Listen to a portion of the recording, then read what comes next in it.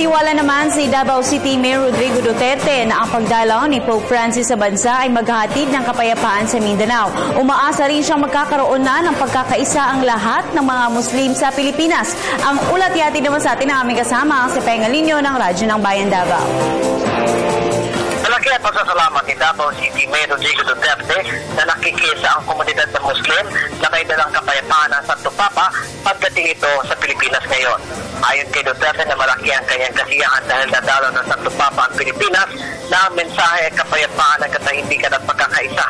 Umaasa naman ang alkalde na sa taimtim na panalangin ng lahat ay makakamit natin ang kapayapaan sa Mindanao at sa buong bansa.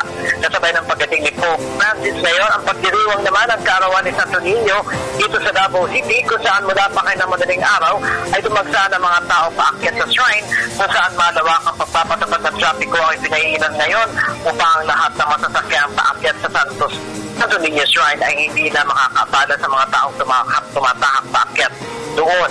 Panalangin din ng lahat ng Davaoenyo na sana'y maging ligtas ang biyahe na Santo Papa sa Pilipinas na karamihan ng mga nananampalataya ay nais ding makada upang palad o masilayan man lamang ang Santo Papa dito. Para sa Telebisyon ng Bayan, Pengalinyo, Radyo ng Bayan, Davao.